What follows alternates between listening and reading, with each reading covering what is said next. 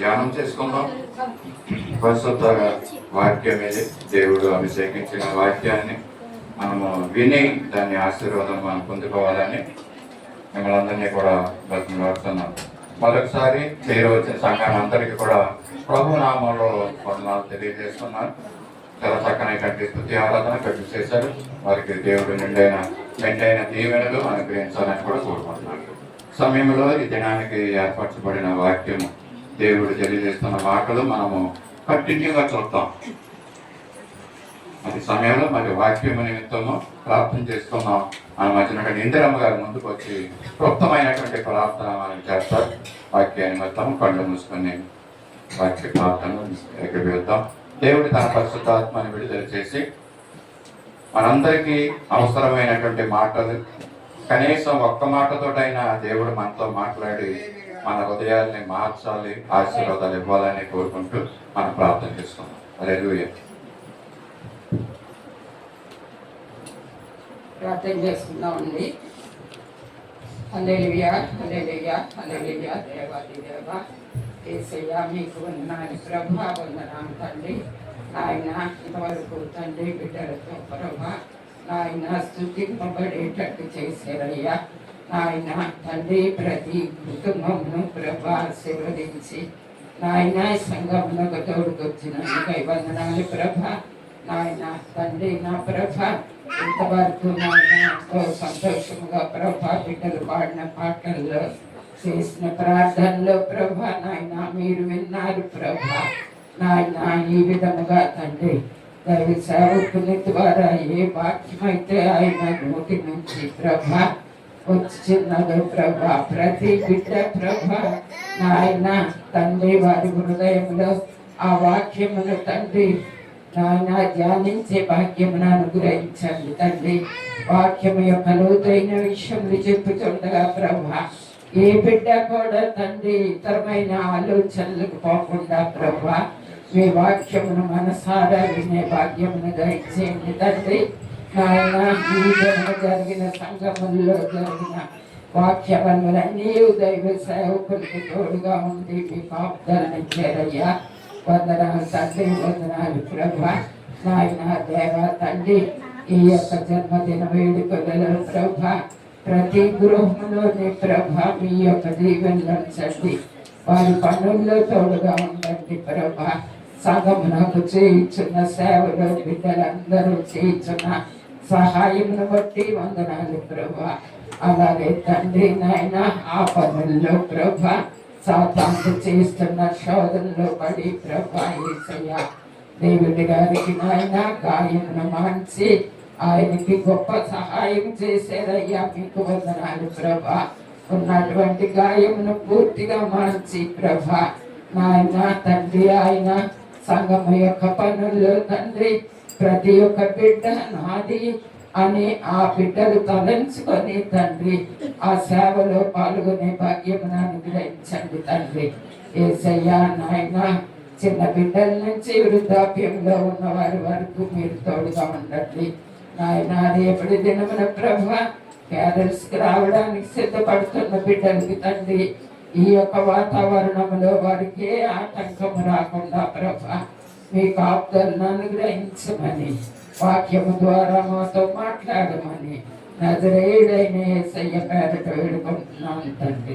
ఆమేన్.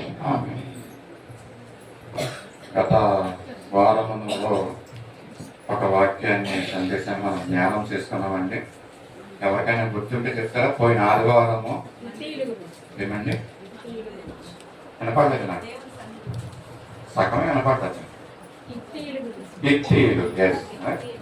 పోయిన వారం మనము ఇత్తీలు, ఎందుకంటే దేవుడు కనానులో అబ్రహాము నివసిస్తున్నప్పుడు దేవుడు అబ్రహాముకు చెప్పిన విషయం ఏంటంటే నీ ప్రజలు ఐగుప్తుకి వెళ్తారు, ఐగుప్తు నుంచి మరలా తిరిగి వస్తారు 400 సంవత్సరాల తర్వాత.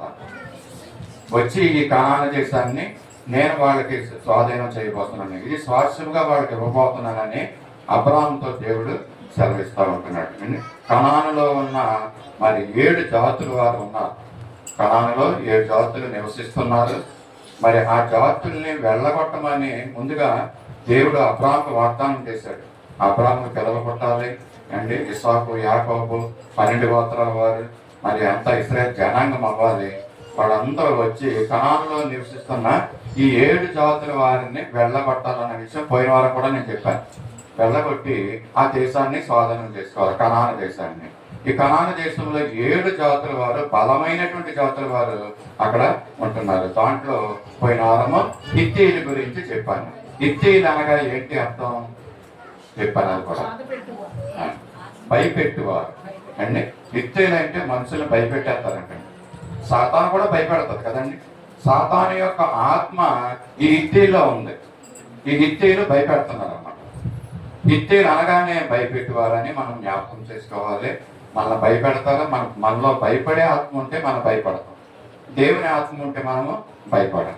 రెండవ తెగవారు ఎవరంటే అమోరీయులు. హిత్తీయుల తర్వాత అమోరీయుల గురించి మనము ధ్యానం చేసుకునే వారం బహు క్లుప్తంగా కొన్ని మాటలు మాత్రమే మీకు తెలియజేస్తాను. చాలా కార్యక్రమం అనుకుంటున్నాయి దీని తర్వాత కదండి.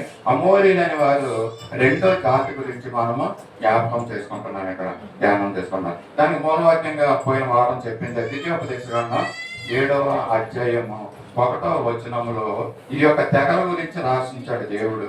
ఈ తెగల వారందరినీ వెళ్ళగొట్టమని చెప్తున్నాడు అండి. ద్వితీయోపదేశకాండము 7వ అధ్యాయము 1వ వచనములో ఏమంటున్నాడంటే, నీవు స్వాధీనపరుచుకొని పోవు దేశంలోనికి నీ దేవుడైన యెహోవా నిన్ను చేర్చి బహుజనములను చదవండి.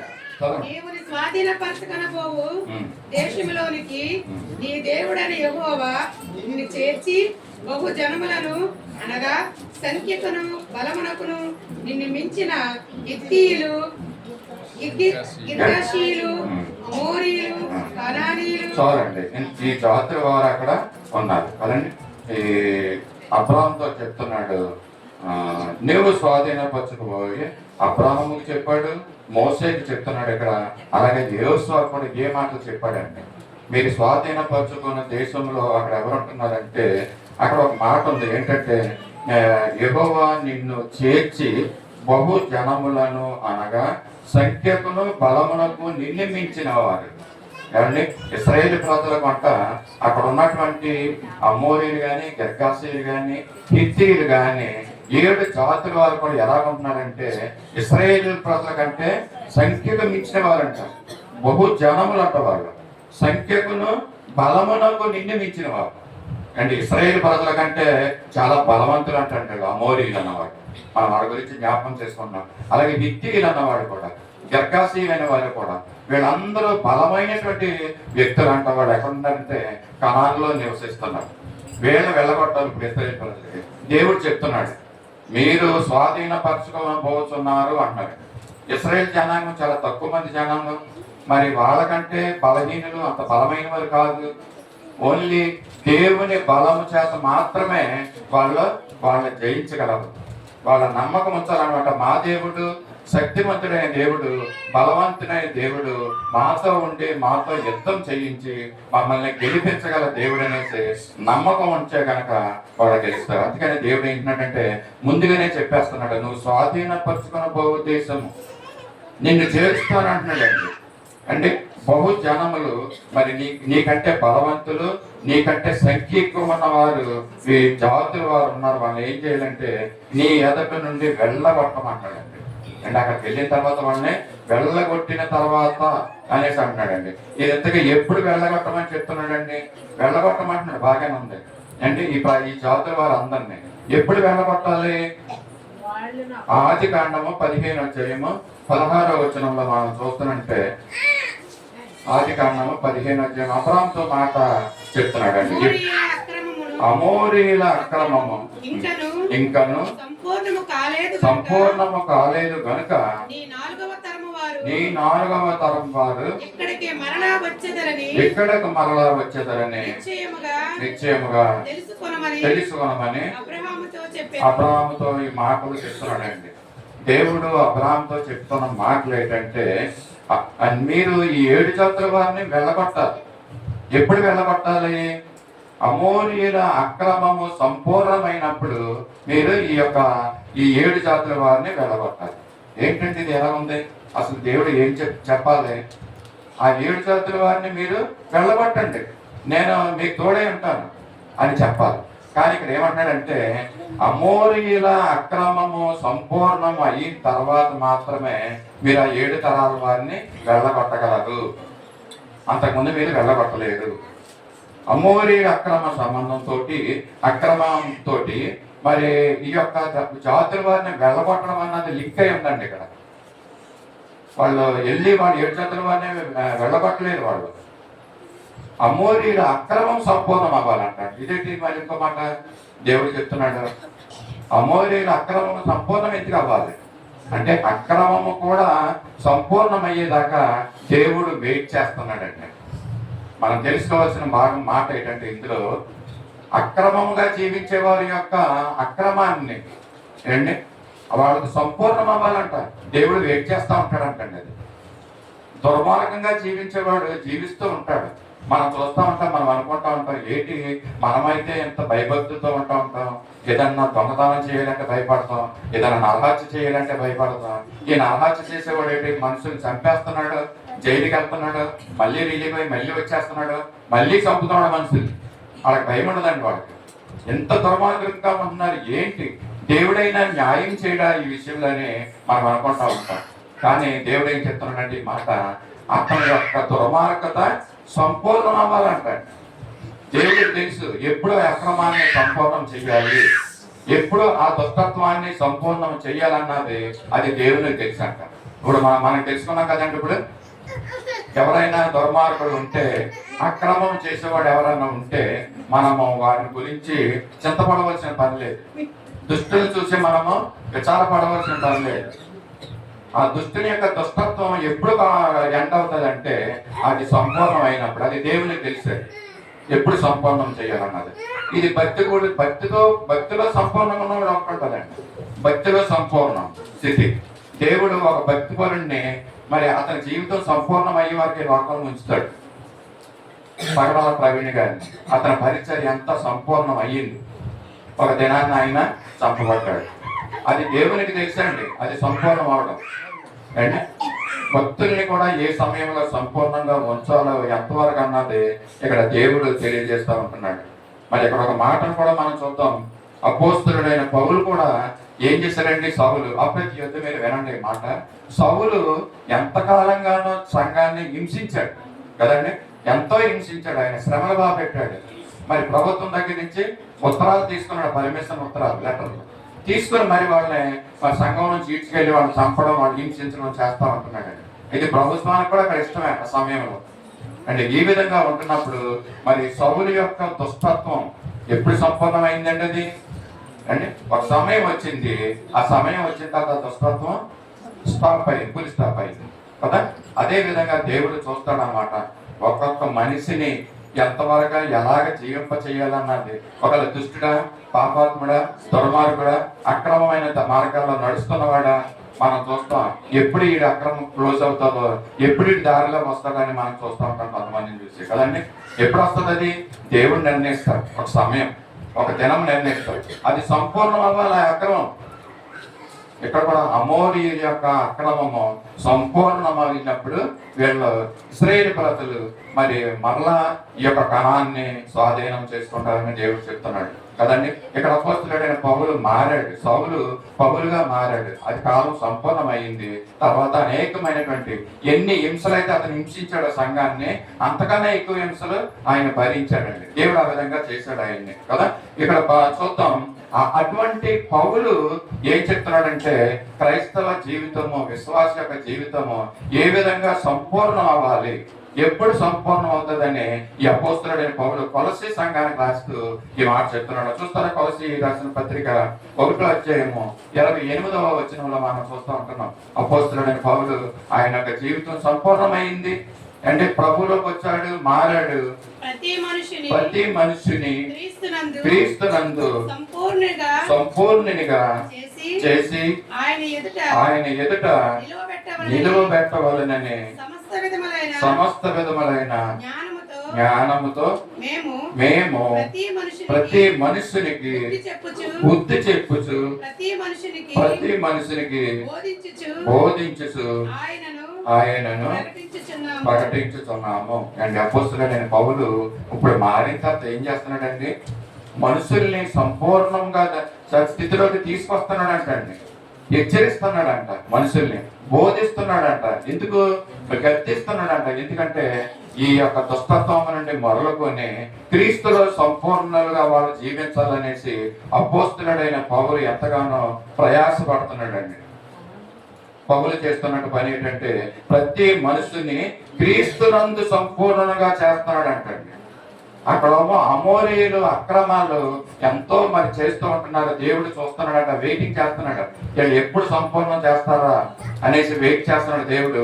ఇక్కడ పౌలు అయితే ప్రతి మనిషిని కూడా మరి క్రీస్తులోకి నడిపించడానికి, క్రీస్తునందు సంపూర్ణంగా చేసి ఆయన ఎదుట నిలబెట్టవాలని ప్రతి మనిషికి బోధిస్తున్నాడంట. ఎంత చక్కనటువంటి మరి యొక్క జాబ్ ఆయన తీసుకున్నాడు అండి, ఎంత చక్కని వర్క్ తీసుకున్నాడు. నేను గ్రహించింది ఏంటంటే నా జీవితంలో అన్ని ఉద్యోగాల కంటే, అన్ని పనుల కంటే దేవుని యొక్క వాక్యాన్ని వివరించే సేవకులు ఎంతో, ఆయన పాదాలు ఎంతో సుందరమైనవి అండి. పాదాలే సుందరమైతే ఆయన యొక్క మిగతా శరీరాలు ఎంత సుందరంగా ఉంటాయండి. ఏం సుందరం ఇది? బాహ్య సుందరం కాదు, ఇది ఆత్మీయ సుందరం అండి. సేవకులు చెప్పే ఆ యొక్క మాటలు జీవపు ఊటలుగా ఉంటున్నాయి. ఆ మాటలు మనం గ్రహిస్తుంటే అవి ఎంతో సంతోషాన్ని ఇస్తున్నాయి మన జీవితానికి. మన ఆత్మీయ జీవితంలో ఎంతో సంతోషపడితే అంటే మన ఆత్మ మనసు సంతోషిస్తే ఆటోమేటిక్గా మన శరీరం కూడా సంతోషిస్తుంది కదండి. మన ఆత్మలో మన మనసులో సంతోషం లేదనుకోండి, మన శరీరం కూడా ఏలబడిపోతూ ఉంటుంది, మొఖాలు ఏలబడేసేసుకుంటూ ఉంటాం కదండి కదా. ఇక్కడ అపోస్తలుడైన పౌలు మనల్ని ఏం చేస్తానికి ప్రయాసపడుతున్నాడండి? క్రీస్తునందు సంపూర్ణంగా మనల్ని చేయడానికి ఆయన ప్రయత్నం చేస్తున్నాడు, ప్రయాసపడుతున్నాడు. ఇక్కడ ఏముందండి? అమోరీల గురించి మళ్ళా జ్ఞాపకం చేస్తున్నాం.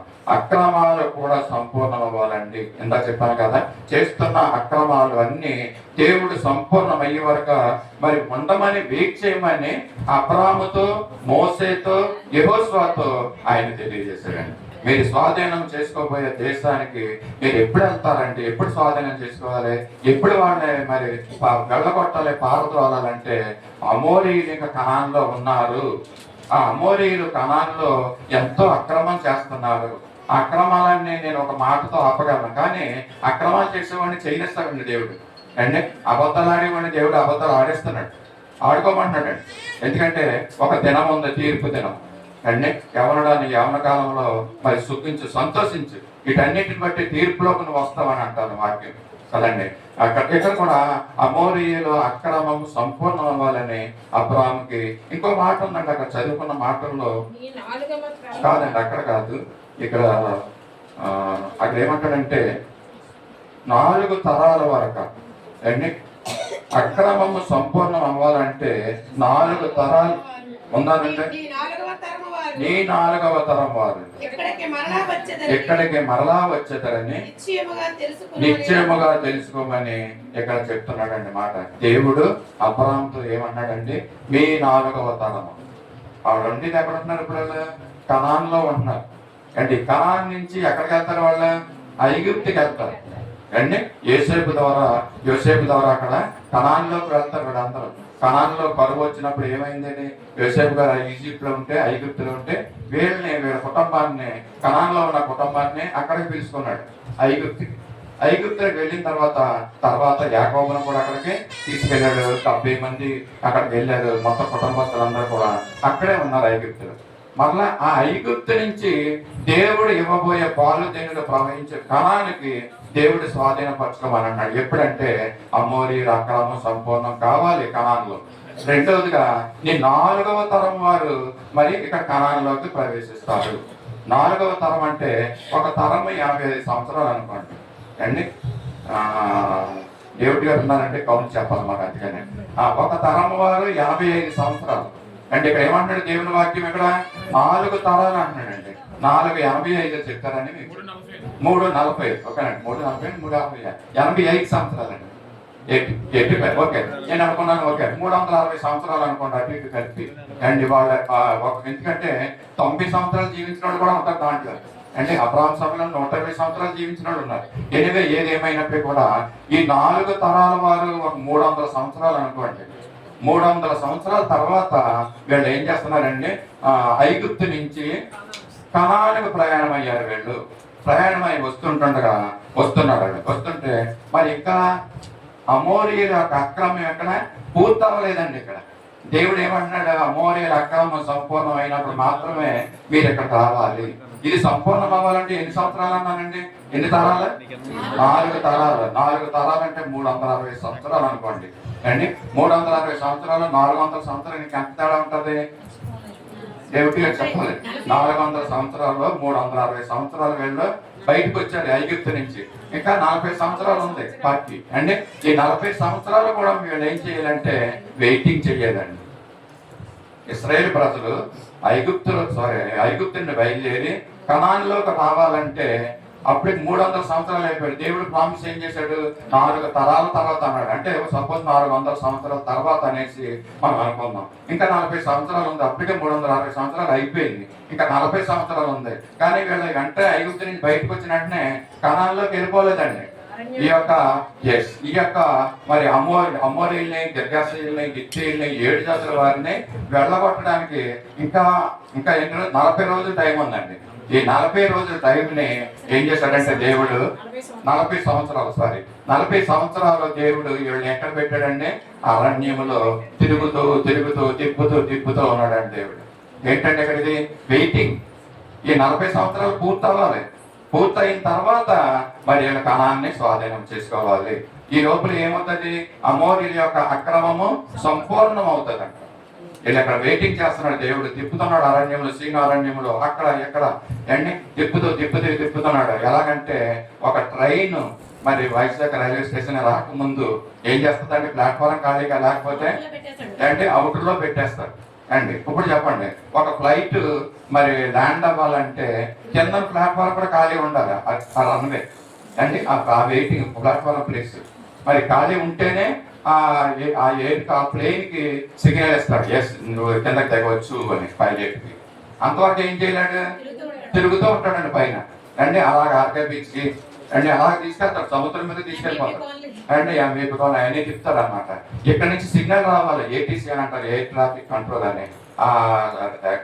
ఎయిర్పోర్ట్ లో ఉన్నటువంటి స్టేషన్, ఆ స్టేషన్ అధికారి ఈయనకి సిగ్నల్ ఇస్తాడు పైలట్ కి, ఎస్ ప్లాట్ఫారం ఖాళీ అయ్యింది, ఇప్పుడు రండి అని, దిగండి అనేసి. అప్పుడు ఆ యొక్క ఫ్లైట్ కిందకి రన్వే మీదకి వస్తుంది. అదే విధంగా మీకు అర్థం అవ్వాలని చెప్పాను. అదే విధంగా దేవుడు ఏం చేస్తున్నాడంటే ఇశ్రాయేలు ప్రజల్ని సీను అరణ్యంలో అక్కడ తిప్పుతా ఉన్నాడండి. వెయిటింగ్ అనమాట. 40 సంవత్సరాలు పూర్తవ్వాలి. 10 సంవత్సరాలు పూర్తయింది, 20 అయ్యింది, 30 అయింది, 40 రాగానే అప్పుడు దేవుడు వారిని మరి యొక్క ఇశ్రాయేలు ప్రజల్ని కనాను దేశంలోకి వెళ్ళి స్వాధీనం చేసుకోవడానికి దేవుడు పర్మిషన్ ఇచ్చాడండి. ఆ 7 జాతుల వారిని మరి అక్కడి నుంచి వెళ్ళగొట్టినట్లుగా కూడా మనం చూస్తాం. ఇంతక్కడి నుంచి అమోరీయులు అంటానండి. ఇంతకీ అమోరీయులు ఎవరు అంటే ఈ అమోరీయులు అనేవారు ఎవరు? హిత్తీయులు ఎవరన్నా పోయిన వారం చెప్పాను నేను. ఎవరికన్నా జ్ఞాపకం ఉంచుకుంటే అమోరీయులు కూడా సేమే అండి. చెప్పండి ఎవరన్నారు? అమోరీయులు ఎవరు, హిత్తీయులు ఎవరన్నది నేను పోయిన వారం చెప్పాను.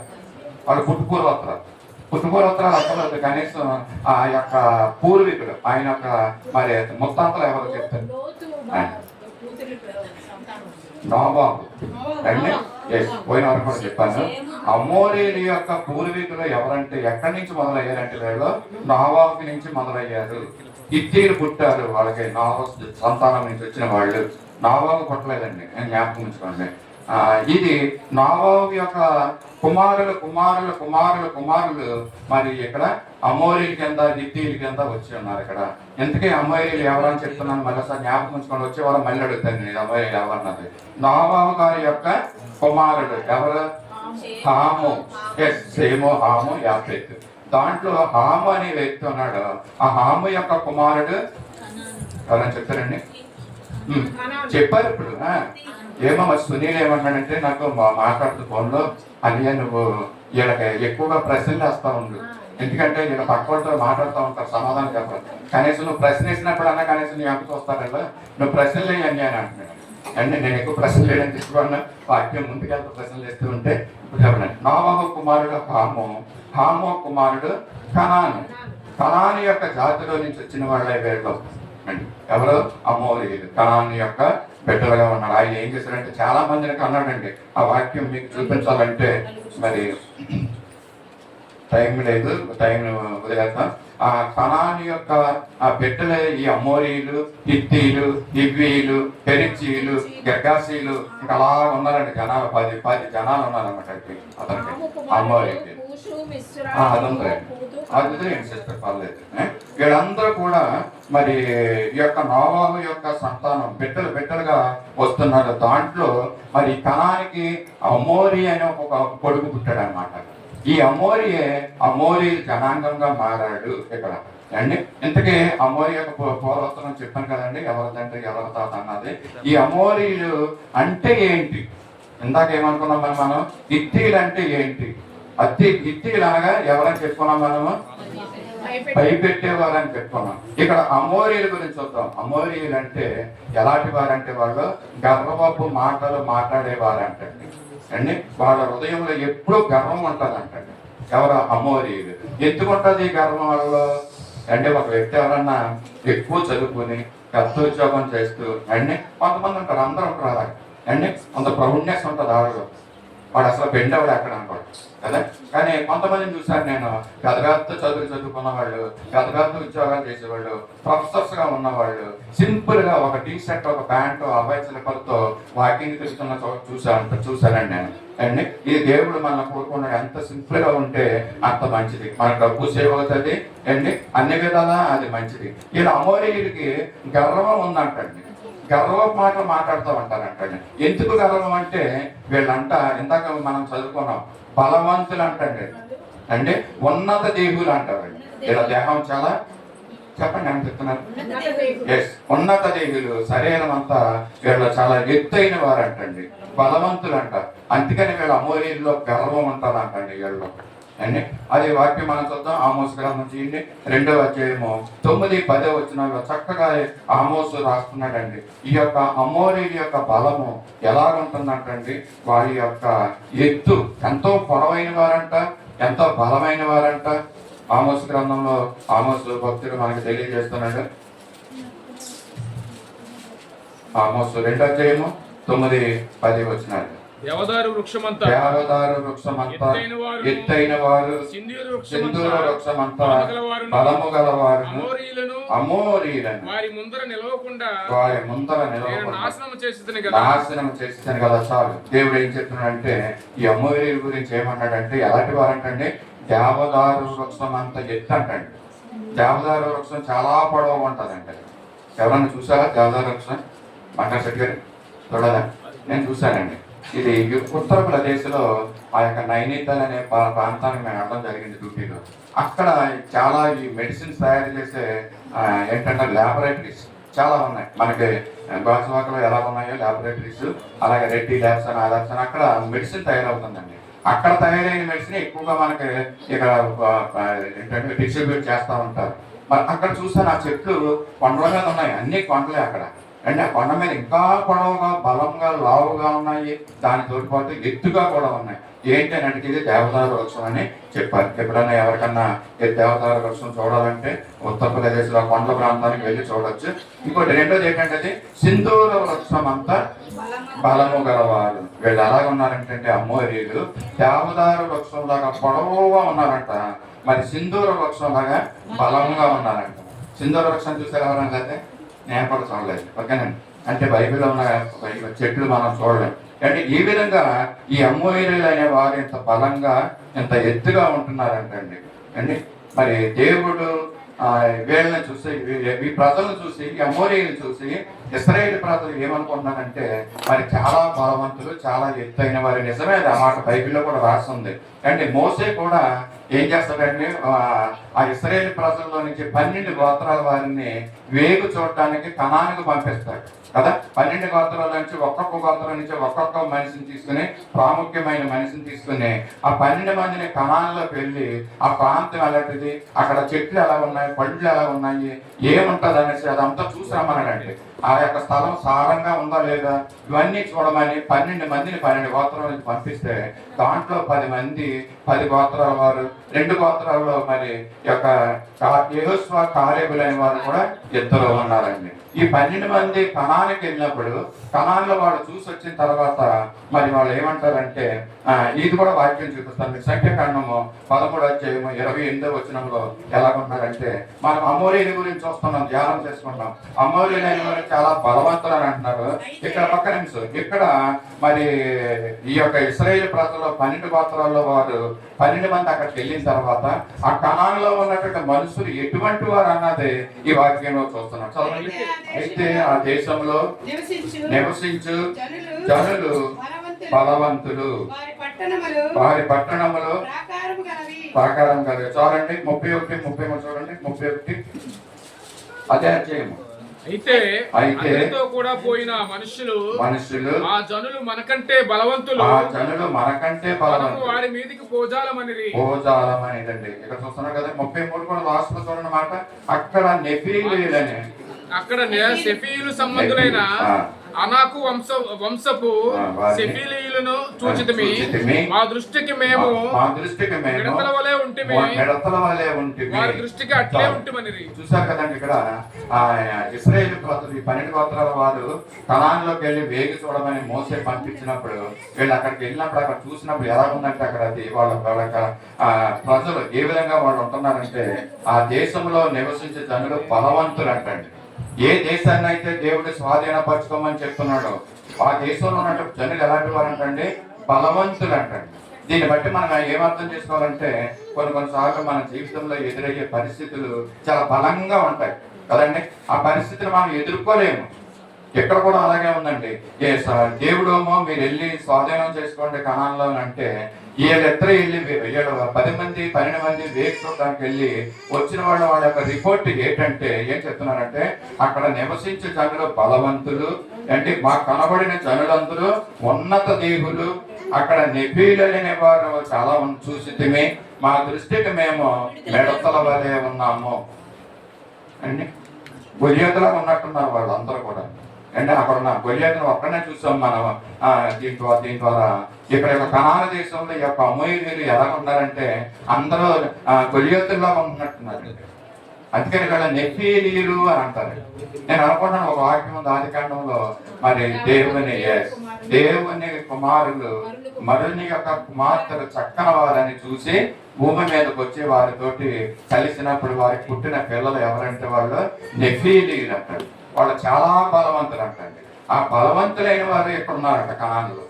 వీళ్ళని ఎలా చేయించాలి వీళ్ళని అంటే వాళ్ళిద్దరు 10 మంది కూడా ఏమన్నారంటే మనం వాళ్ళని జయించలేము అని అంటే ఇక్కడ ఏమన్నారంటే సంఖ్యాకాండం 13వ అధ్యాయం 30వ వచనంలో ఏం మాట్లాడుతున్నాడంటే మనము నిశ్చయముగా వెళ్ళుదుము, దానిని స్వాధీనపరుచుకుందామని ఎవరు చెప్తున్నాడంటే 12 గోత్రాల్లో 10 గోత్రాల వారు భయపడ్డారండి.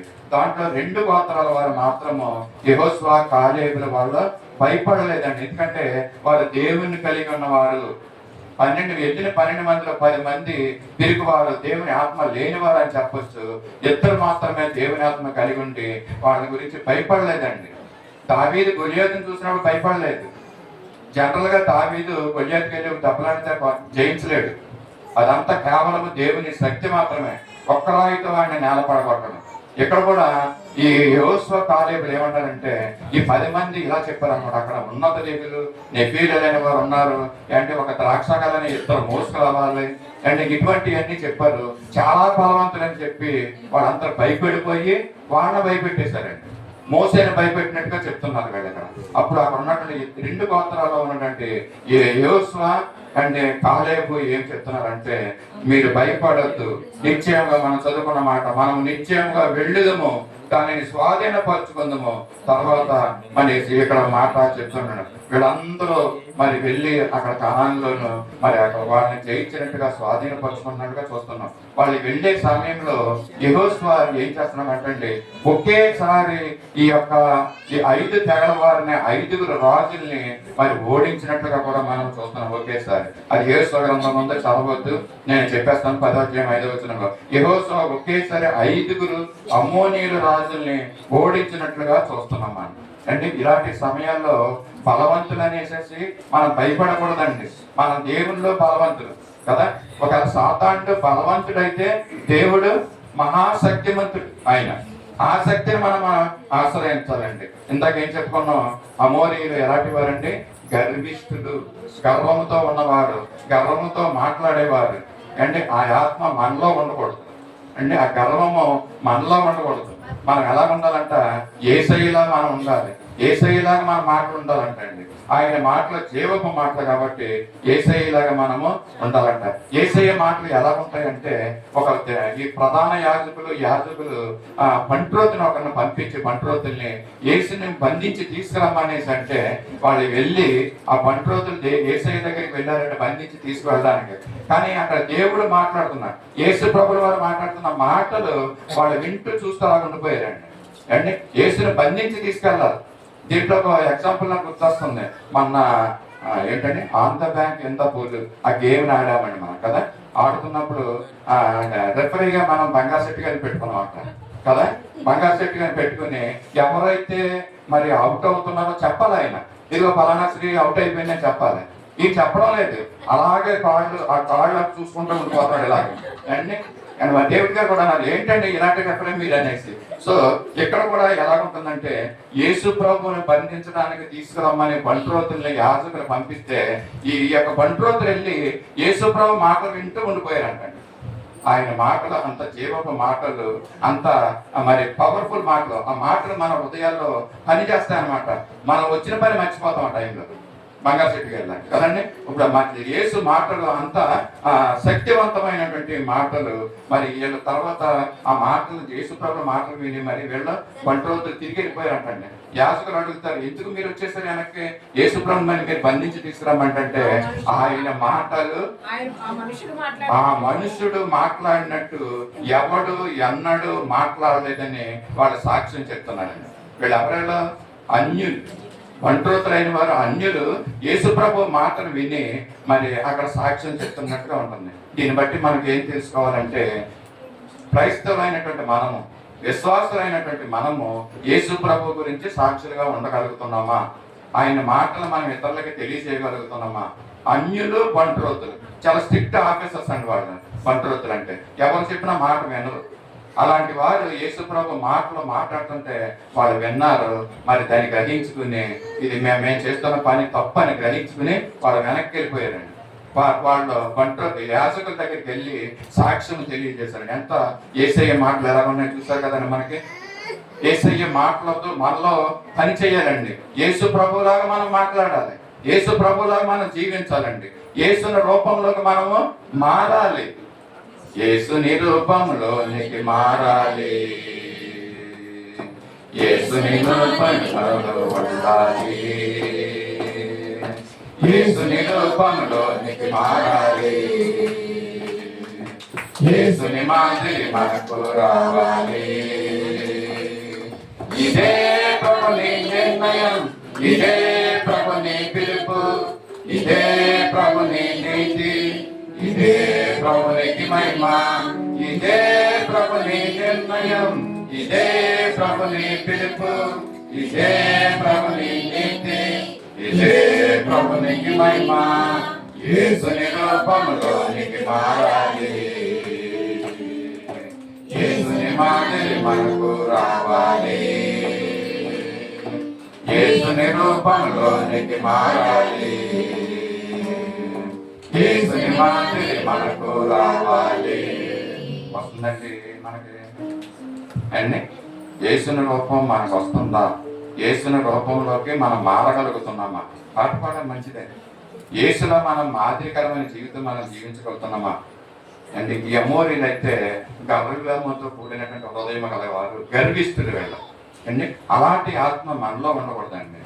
దురదృష్టకరమైన విషయం ఏంటంటే, నేటి సంఘాల్లో అమోరీల యొక్క ఆత్మ ఏలుబడి చేస్తుందంట అండి. అమోరీల యొక్క ఆత్మ ఏంటంటే అది గర్వపు ఆత్మ.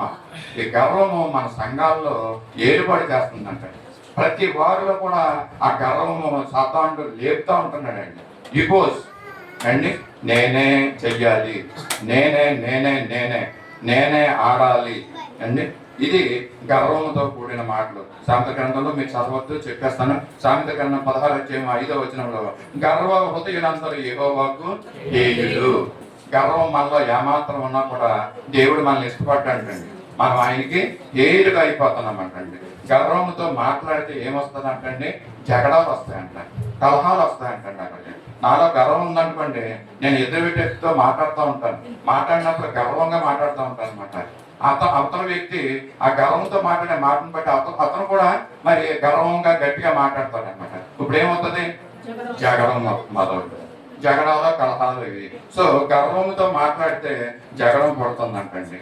అండి ఏమంటారంటే కొంతమంది ఎలా ఉంటారంటే, నేనంటే ఏమనుకున్నాను అసలు, నేనంటే నీకు తెలుసా నేను ఎవరినో అండి, ఈ విధంగా మాట్లాడుతుంది. అలాగంటే కనుకంట నేనంటే ఎవరో తెలుసా, నేనంటే ఏమనుకున్నాను అంటే పతనానికి వెళ్ళిపోయే పరిస్థితి అంటండి. పతనానికి మొదటి మెట్టు అంటండి. మరి నేను ఏమై ఉన్నానో అది దేవుని కృప అని అంటే కనుక అది ఆశీర్వాదానికి మొదటి మెట్టు అంటే. హల్లెలూయా అండి. మనం అందరం పాడుతూ ఉంటాం, నేనేమై ఉన్నానో నీ కృప వలనే, నేనేమై ఉన్నానో నీ కృప వలనేనయ్యా, నేనేమై ఉన్నానో నీ కృప వలనేనయ్యా, నాకున్నవన్నీయు నీవిచ్చినవేనయ్యా, నాకున్నవన్నీయు నీవిచ్చినవేనయ్యా, నేనేమైనా ప్రభువా నిన్నే స్తుతిస్తాను, నాకేమున్నా ప్రభువా నిన్నే అర్పిస్తాను. అంటే మనలో గర్వం ఉండకూడదు. మనకి ఏముందో దేవుడు మనకి ఏమి ఇచ్చాడో అవన్నీ కూడా దేవుని వల్ల మనం పొందుకున్నామని మనం అనుకోవాలి. నేనంటే ఏంటో నీకు తెలుసని మనము అనకూడదు. ప్రభువా నాకు ఇచ్చిందంతా నీ దయ వల్లనే నేను పొందాను, నీ దయ వల్ల నీ కృప వల్లనే నేను జీవిస్తున్నానని ఈ విధమైనటువంటి మరి మృదువు కలిగినటువంటి మాటలు, మృదువు కలిగినటువంటి జీవితం మనం జీవించాలని పరిశుద్ధ గ్రంథంలో ఒక గర్విష్ఠుని జ్ఞాపకం చేసుకుని ముగించేస్తాను. ఆయన ఎవరో కాదు, నెబుకద్నెజర్ రాజు. మీకు అందరికి తెలుసు కదండి. నెబుకద్నెజర్ రాజు ఆయన హృదయంలో గర్వించాడంటండి. గర్వించాడు. దానియేలు గ్రంథం 4:30 ఏమంటాడంటే, బబులోను రాజు అయినటువంటి నెబుకద్నెజరు మనస్సులో గర్వించాడంటే. ఎందుకు గర్వించాడంటే ఆ యొక్క బబులోను మహాపట్నాన్ని ఆయన నిర్మించుకున్నాడు అంటండి. ఆ మహానగరాన్ని నిర్మించుకుని, ఓహో నేను ఇంత పెద్ద పట్టణాన్ని నిర్మించాను, ఇది ఎంతో విశాలమైనటువంటి పట్టణం అని ఆయన ఆ యొక్క మంచం మీద పడుకుని కాళ్ళ మీద కాలేసుకుని నేను కదా నిర్మించానంత పట్టణం అని ఆయన ఏం చేశాడంటే హృదయంలో గర్వించాడంట. తర్వాత దేవుడు ఏం చేశాడంటే అతను నెబుకద్నెజరు రాజుని అంటే గట్టి వేసేవాడిగా చేశాడండి. అంటే గోర్లు మనుషుల గోర్లు కాదండి అది. తర్వాత అతనికి బుద్ధి వచ్చిందంట. అంటే నెబుకద్నెజరు అన్య రాజు, మరి అతను ఈ విధంగా ఉంటున్నప్పుడు మరి ఆయనకి తర్వాత ఏమొచ్చిందంటే బుద్ధి వచ్చిందంటే, నా బలము నా బలవంతం అనేసి గర్విస్తున్నటువంటి నెబుకద్నెజరు. ఇంకో రాజు ఉన్నాడండి, ఉజ్జియా రాజు. ఆ రాజు ఏంటంటే క్రైస్తవుడే, దేవుని పెట్టే యోధా జనాంగానికి రాజు అంటే ఆయన, యోధా రాజు అండి. అలాంటి ఉజ్జియా రాజు ఏం చేస్తున్నాడంటే స్థిరపడిన తర్వాత అంటే దినవృత్తాంతం 2వ గ్రంథము 26:15 ఏమంటాడంటే, అతడు స్థిరపడి వరకు అతనికి ఆశ్చర్యకరమైన సహాయము కలిగిందంట. ఏంటి? ఉజ్జియా రాజు స్థిరపడే వరకు దేవుడు అతన్ని మరి ఆశ్చర్యకరమైనటువంటి విధంగా ఆయన్ని ఆశీర్వదించాడంట. అంతేకాకుండా అతని కీర్తి నలుమూలలా వ్యాపించిందంట ఉజ్జియా రాజు. ఇప్పుడు ఏమైందంటే అతను స్థిరపడిన తర్వాత ఏం చేశాడంటే అతను హృదయంలో గర్వించాడంట. ఉజ్జియా రాజు గర్వంతో ఆయన ఉంటున్నట్టుగా మనం చూస్తున్నాం. అప్పుడు ఏమైందంటే 16వ వచనంలో చెప్తాడు, అతను మనసును గర్వించి చెడిపోయాను. ఇంకేం చేశాడంటే అతను ధూపపీఠం మీద ధూపం వేయడానికి వెళ్ళాడండి. ఇతను రాజు ధూపం వేసే పని యాజకుడిది అండి. ఆ యాజకుడిని కాకుండా ఇతనే వెళ్ళి ధూపపీఠం మీదకి ఎక్కి ధూపం వేసినట్లుగా మనము చూస్తూ ఉంటున్నాం కదా. ఈ విధంగా అతను గర్వించి చేసినందుకు కూడా అతను కూడా శిక్ష పడ్డారు. అంటే చాలా మంది మన మనసులో మనం ఎలాగుంటామంటే స్థిరపడి వరకు దేవుణ్ణి పాదాలు పట్టుకొని మనం ఎంతగానో ఏడుస్తూ ప్రార్థన చేస్తూ ఉంటాం. స్థిరపడిన తర్వాత దేవుణ్ణి మనం మర్చిపోతా ఉంటాం కదండి. మనకు వచ్చిన బాధలు, మన పిల్లల గురించి, అయ్యగారు పాస్టర్ గారు ఎక్కడెక్కడికో వెళ్ళిపోతా ఉంటాం మనం. ఇంక ఈ సంఘాన్ని చేస్తాం. ఎందుకంటే ఇక్కడ మనకి పనికి రావడం లేదు ఇది. అంటే దూర ప్రాంతాలకు వెళ్ళిపోయి అక్కడ పాస్టర్ల దగ్గరికి వెళ్ళి, అయ్యగారు మా పెట్టడు ఇదిగో ఈ విధంగా తిరుగుతున్నాడంటే ప్రయోజనకరంగా లేడు, మా పెట్ట గురించి ప్రార్థన చేయండి. లేదా ఉద్యోగం లేదు, రోడ్లంతా తిరుగుతున్నాడు, మీరు ప్రార్థన చేయండి అని ఆ యొక్క సేవకుల దగ్గర ప్రార్థన చేసుకుంటారు. మంచిదే, ప్రార్థన చేసుకుంటారు. ఎవరి నమ్మకాలు వాళ్ళు ప్రార్థించుకున్న తర్వాత ఈ కుర్రాడికి ఉద్యోగం వస్తుంది. ఉద్యోగం వచ్చిన తర్వాత ఇప్పుడు ఏమవుతుంది? అంతే, ఇంకెళ్ళరా అక్కడికి. ఏ పాస్టర్తో నువ్వు ప్రార్థన చేయించుకున్నావో మరలా అక్కడికి వెళ్ళి పాస్టర్ గారు మీరు ప్రార్థన చేసినారు, ఇదిగో నా కుమారుడికి ఉద్యోగం వచ్చింది, ఇదిగోండి నా చిన్న కానుక తీసుకోండి అనేసి ఆ సేవకుడి కృతజ్ఞత కలిగిన హృదయంతో ఆ సేవకుని దగ్గరికి వెళ్ళాలండి. వెళ్తాను మనం అలాగా. ఉద్యోగం వచ్చిన తర్వాత మర్చిపోతాం, అయిపోయింది. నా బిడ్డ నా కూతురికి వివాహం అవడం లేదండి అండి, పాస్టర్ గారు ప్రార్థన చేయండి అంటారు. ప్రార్థన చేసిన తర్వాత వివాహం అవుతుంది. ఈ అమ్మాయి పిల్లలు కూడా పడతారు ఒకేసారి అండి. పిల్లలు పుట్టిన తర్వాత ఇప్పుడు ఏమవుతుంది అంటే మరి పాస్టర్ని మర్చిపోతారు, మందిరాన్ని మర్చిపోతాం. ఇది స్థిరపడిన తర్వాత మనం మర్చిపోయే విషయాలు. అప్పుడు మనము మర్చిపోకూడదండి. ఇంకా దేవుడు చేసిన మేలు బట్టి ఇంకా మనం దేవుని ఎక్కువగా మనం ఆరాధించాలి, మన విశ్వాసంలో మనము బలపడాలి. కనుక ఈ మధ్యాహ్న కాలంలో దేవుడు ఏం తెలియజేస్తున్నాడండి, అమోరీయులను మనకు జ్ఞాపకం చేశాడు. అమోరీయులు ఎటువంటి వారు? గర్విస్తులండి. మన హృదయంలో ఏ విధమైనటువంటి గర్వము లేకుండా, ఇంతకుముందు మనం మాట్లాడుకున్న సంఘము క్షేమము నిమిత్తము మనం ఏ విధమైన గర్వపు మాటలు మనం మాట్లాడకూడదు, మృదువైన మాటలు మనం మాట్లాడాలి, సంఘం క్షేమము నిమిత్తం మనం ఉండాలనేసి కోరుకుంటే మధ్యాహ్నం ఈ మాటలు నేను ముగిస్తున్నాను. దేవుడి కొద్ది మాటలు మన ఇంట్లో ఆశీర్వాదకరంగా చేయండి. రచన ప్రార్థన చేస్తాను. మమ్మల్ని అతిమిగా ప్రేమించి మా పర్వాలు తండ్రి, పరిస్థితులు దేవా ప్రేమ కనుక మీ పరిస్థితి బాధాలు చెల్లించుకుంటాను. మధ్యాహ్నం మా తండ్రి మీరు మాతో ఉండి మీ ఆత్మతో మమ్మల్ని మాట్లాడాలి బాబా, దానికి నీకు స్తోత్రాలు చెల్లించుకుంటున్నాం. ఇదిగో అమోరీలు మాకు జ్ఞాపకం చేశారు. అమోరీల ఆత్మ గర్వపు ఆత్మ. నేటి సంఘాల్లో, సార్వత్రిక సంఘాల్లో ఈ యొక్క గర్వపు ఆత్మ కలిగిన వారు అనేక మంది ఉంటున్నారు ప్రభా. సాతాండు వాళ్ళు వాడుకుంటున్నాడు. తండ్రి వారిని సృష్టించండి మా తండ్రి. మాలో ఏ విధమైనటువంటి గర్వము లేకోకుండా ప్రభా వినయ మనసు కలిగిన వారంగా, మృదువుగా మాట్లాడే వారంగా మమ్మల్ని ఆ విధంగా మలచమని కూడా అడుగుతున్నాం. మా సంఘాన్ని మీరు జ్ఞాపకం చేసుకొని మీ చేతులు ఎత్తి పట్టుకొని ప్రభా ఎత్తబడినటువంటి వాక్యము మీరు అభిషేకిస్తున్నట్టు మీ స్తోత్రాలు చెల్లించుకుంటున్నాం. ఈ మాటలు మా హృదయంలో ఫలభరితంగా చేయండి మా ప్రభా, ఆశీర్వాదకరంగా చేయండి. మా జీవితాలు, మా హృదయాలు ఇక ప్రభా మా యొక్క శరీరాలు, మా తల మీద ఉన్నటువంటి శాపాన్ని మీరు కొట్టివేసి తండ్రి మీరు దీవెనకరంగా మమ్మల్ని మార్చమని పడుతూ యేసయ్య పరిశుద్ధ నామంలో అడిగి వేడుకొంచున్నాం తండ్రి. పరలోక ప్రార్థన చేసుకుందాం. దయచేసి అందరూ లేచిన పడండి. పరలోకం ఉందని మాట్లాడి నీ నామం పరిశుద్ధపరచబడుగాక, నీ రాజ్యం వచ్చునుగాక, నీ చిత్తం పరలోకమందు నెరవేర్చినట్లు భూమి యందు నెరవేరుగాక. మాకు కావలసిన అంతిమ ఆహారం మీరు మాకు దయచేయండి. మా రుణస్తులను క్షమించిన ప్రకారం మా రుణం క్షమించండి. మమ్మల్ని శోధనలోకి తప్పించండి. రాజ్యము బలము మహిమ నిరంతరము తండ్రి. ఆమేన్. మా పరమ తండ్రి అయిన దేవుని దివ్యమైన ప్రేమ, మన ప్రభువును రక్షకుడైన యేసుక్రీస్తు యొక్క శాశ్వతమైన కృప, సర్వసత్యంలోనికి నడిపిస్తున్న పరిశుద్ధాత్మ దేవుని యొక్క అన్యోన్య సహవాసము, సమాధానము, కాపుదల, సంరక్షణ, నడిపింపు ఇక్కడ తలల మంచిన మనందరికీ సకల పరిస్థితులకు, సత్య సువార్త సహవాసములకు, సార్వత్రిక సంఘములకు ఇప్పుడు ఎల్లప్పుడూ సదాకాలం తోడయండి కాపాడును గాక.